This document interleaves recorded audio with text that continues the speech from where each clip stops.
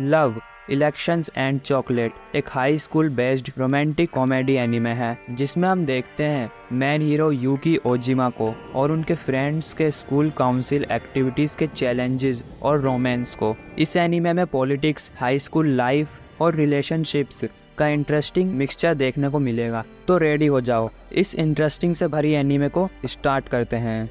तो एपिसोड के स्टार्टिंग में हम एक लड़की को देखते हैं जो कहती है समय हो चुका है। फिर हम देखते हैं 3 और लड़कियों को जो कहीं भागते हुए जा रही है। फिर सीन कट होता है। फिर हम देखते हैं 2 लोगों को जिसमें एक लड़का उस लड़की को कुछ डॉक्यूमेंट देता है और उसके बदले वो लड़की उसे पैसे दे रही होती है।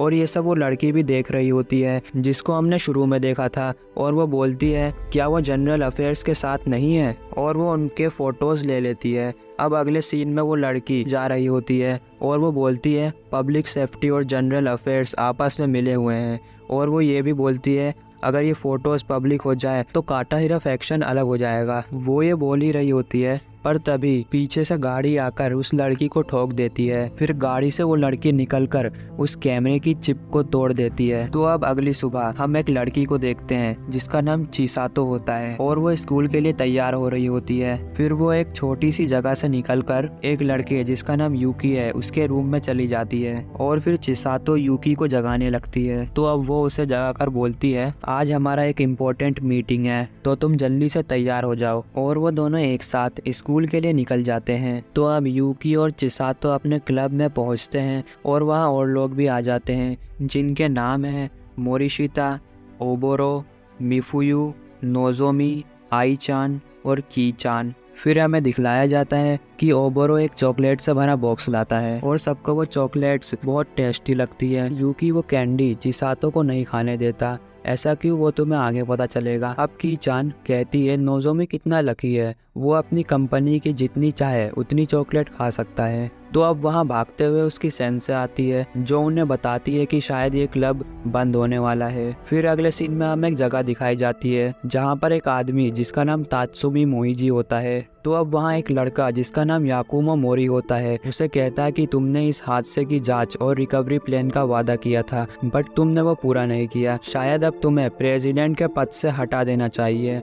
अब सब लोग इसकी बात से एग्री होते हैं। 1 मिनट रुको, मैं जानता हूँ अभी आपको कुछ समझ नहीं आ रहा होगा लेकिन टेंशन मत लो, आगे जाकर तुम्हें सब समझ आ जाएगा।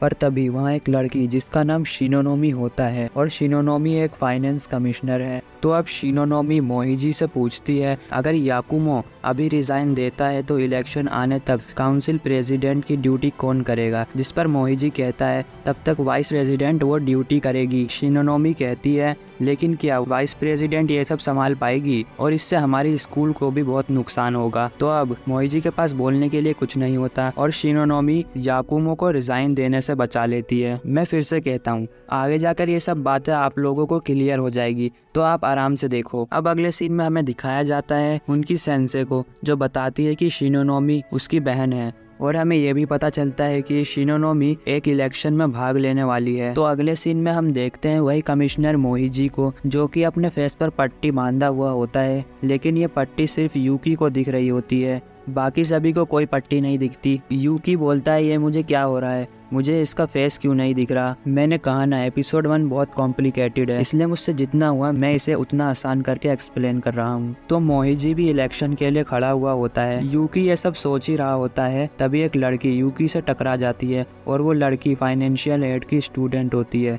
तो अब अगले सीन में चिसातो बोलती है हम मोहिजी को वोट नहीं देंगे, वो बहुत बुरा है। जिस पर उनकी सेंसे कहती है तो तुम खुद ही क्यों नहीं लड़ लेते, कुछ चीज को खोने का इंतजार करने से अच्छा इसके लिए लड़ो। पहले तो सब नहीं मान रहे होते बट फिर सब फाइनेंस कमिश्नर के खिलाफ लड़ने के लिए मानने लग जाते हैं।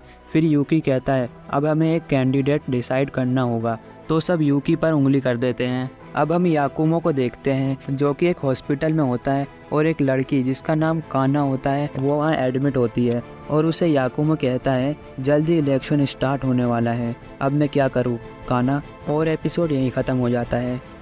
आई नो एपिसोड 1 कुछ ज़्यादा ही कॉम्प्लिकेटेड था बट तुम चिंता मत करो, आगे जाकर तुम्हें सब पता चल जाएगा। तो अब मिलते हैं एपिसोड 2 के साथ, तब तक के लिए सायोनारा।